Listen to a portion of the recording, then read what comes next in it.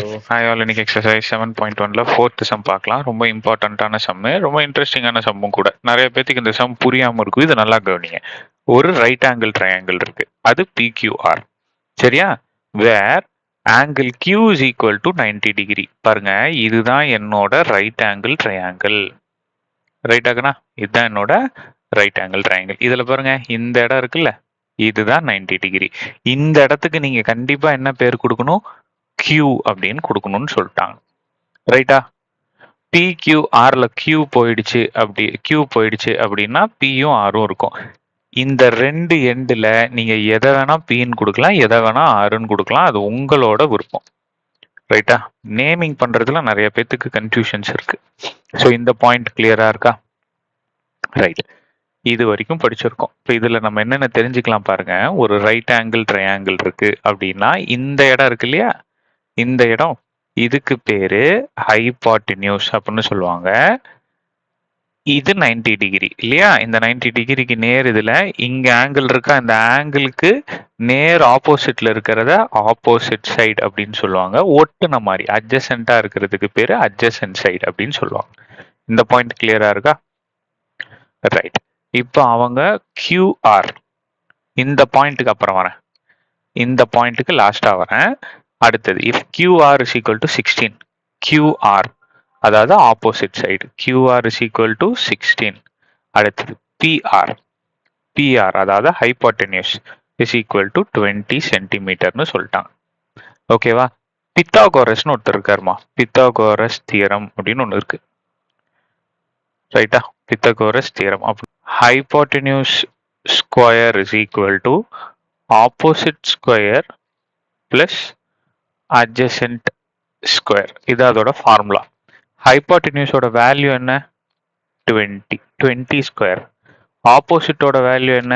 16 square plus adjacent side எனக்கு தெரியாது, அப்போ adjacent ஸ்கொயர்னு வச்சுக்கோங்க. So 20 into 20 400, 16 into 16 6 6 are 36, 9 6 1. So 6 5 2 256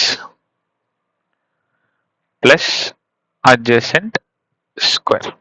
இந்த plus 256 equal to அந்த சைடு போச்சு அப்படின்ட்டுனா minus 256. So adjacent square. So 400ல 256 போயிடுச்சு அப்படின்னா என்ன வரும்? 441. ஆமாவா? So 144 is equal to adjacent square. So square எடுக்கணும் அப்படின்னா ரெண்டு சைடும் ஸ்கொயர் ரூட் எடுக்கணும். is equal to adjacent square. So இந்த 144 எப்படி எழுதிக்கலாம்? 12 ஸ்கொயர் அப்படின்னு எழுதிக்கலாமா? ஸோ இங்கேயும் adjacent square. So square root cancel, square root cancel. adjacent சைடோட வேல்யூ என்னன்னு கண்டுபிடிச்சு வச்சிருக்கோம், 12 அப்படின்னு கண்டுபிடிச்சிட்டோம். ஸோ அப்போ adjacentோட வேல்யூ 12. ரைட் ஆகனா? ஸோ ஹைபாட்டினியூஸ் ஆப்போசிட் adjacentோட வேல்யூ நமக்கு தெரிஞ்சு போச்சு. ரைட். இப்போ அவங்க என்ன கேட்குறாங்க? Compare the curved surface areas of the right circular cone so formed. என்ன சோ ஃபார்ம்டு? இப்போதான் நம்ம கொஸ்டினை இங்க படிக்கணும். Rotate about QR and PQ. First QR வச்சு ரொட்டேட் பண்ணலாம். இங்க பாரு, நல்லா கவனிக்கணும்.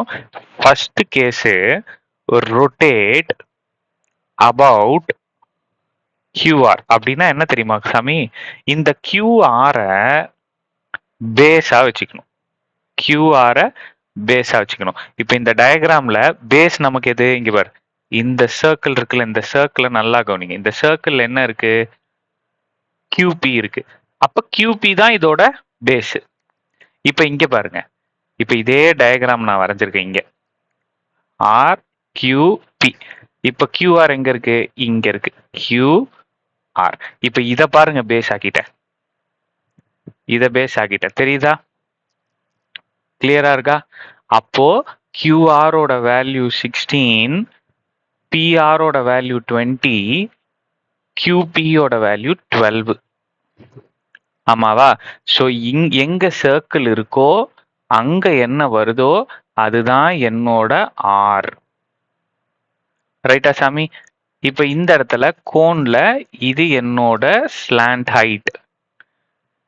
புரியுதா? கிளியரா இருக்கா? ஸோ இது என்னோட ஆர், இது என்னோட எல். ஸோ இந்த ரெண்டு மட்டும் தெரிஞ்சா போதும். இப்போ இந்த கோன் ஃபார்ம் ஆயிருக்கு பாத்தீங்களா? ஸோ இந்த டயக்ராம்லயே உங்களுக்கு கிளியரா தெரியும். ஸோ ஒரு கோனுக்குள்ளார ரைட் ஆங்கிள் ட்ரையாங்கிள் இருக்கிறது இந்த டயக்ராம்லயே உங்களுக்கு தெரியும். ஸோ இப்போ அதே தான் இங்க வரைஞ்சிருக்கேன். ஸோ ரொட்டேட் அபவுட் கியூஆர் அப்படின்னா கியூஆரை பேஸ்ல போட்டுருணும். இதை நீங்க ஞாபகம் வச்சுக்கணும். இப்போ ஒரு டயக்ராம் கிடைச்சிருக்குல்ல, இந்த டயக்ராமுக்கு கர்வ்டு சர்ஃபேஸ் ஏரியா கண்டுபிடிக்கணும். So curved surface area of a cone formula என்ன? Pi into R into L. Pi அப்படியே வச்சுக்கோங்க. ஆரோட வேல்யூ 16. ஸ்லாண்ட் ஹைட் எல்லுங்கிறது ஸ்லாண்ட் ஹைட். ஸ்லாண்ட் ஹைட் ஓட வேல்யூ 20. பைய அப்படியே வச்சுக்கோங்க. ரைட்டா? ஸோ இப்போ இதை மல்டிப்ளை பண்ணீங்க அப்படின்னா 32ன்னு கிடைக்கும். ஸோ ஒரு 0 அவ்வளோதான். ஈஸியாக மல்டிப்ளை பண்ணி போயிட்டே இருக்கணும். ரைட். ஸோ யூனிட் எல்லாமே சென்டிமீட்டரில் இருக்கு. So centimetre square. ஸோ இப்போ ரொட்டேட்டிங் அபவுட் கியூஆர் தெரிஞ்சுக்கிட்டீங்களா? இப்போ அடுத்தது ரொட்டேட்டிங் அபவுட் பிக்யூ. ஸோ அப்போ பிக்யூவை நான் பேஸாக வச்சுப்பேன். இப்போ பாருங்க, இங்கே பாருங்க, பிக்யூவை நான் பேஸாக வச்சிருக்கேன். சர்க்கிள் பிக்யூவில் சர்க்கிள் வரைஞ்சிருக்கேன். ஸோ அப்போ பிக்யூ தான் என்னோட ரேடியஸ். பிக்யூவோட வேல்யூ என்ன? 12. கியூஆரோட வேல்யூ என்ன? 16. ஆனால் இந்த இடத்துல இது தேவைப்படாது. பிஆரோட வேல்யூ 20. ரைட்டாகண்ணா? ஸோ இதுதான் என்னோட ஸ்லாண்ட் ஹைட். சாய்வா இருக்குல்ல, ஒரு கோனுக்கு இப்படி சாய்வா இருக்குல்ல, இதுதான் ஸ்லாண்ட் ஹைட். சரி, இந்த இடத்துல ஒரு டவுட் உங்களுக்கு வரும். சார் இந்த இடத்துல ஸ்லாண்ட் ஹைட் அப்படின்னு சொல்றீங்க, இந்த இடத்துல ஹைபாட்டினியூஷன் சொல்றீங்க, இது எது உண்மை அப்படின்னா, ரைட் ஆங்கிள் ட்ரையாங்கிள் வெறுமனே இப்படி இருந்ததுன்னு வைங்க, இந்த மாதிரி இருந்ததுன்னா நீங்க இந்த இடத்த ஹைபாட்டினியூஸ்னும் இந்த இடத்த அட்ஜசன்ட்னும் இந்த இடத்த ஆப்போசிட்னும் சொல்லுங்க. சரியா? ஒருவேளை அந்த கோனுக்குள்ளார இந்த மாதிரி ரைட் ஆங்கிள் இருக்கு அப்படின்னா நீங்க அந்த ஸ்லாண்ட் ஹைட் ரேடியஸ் அப்படின்னு தான் சொல்லணும்.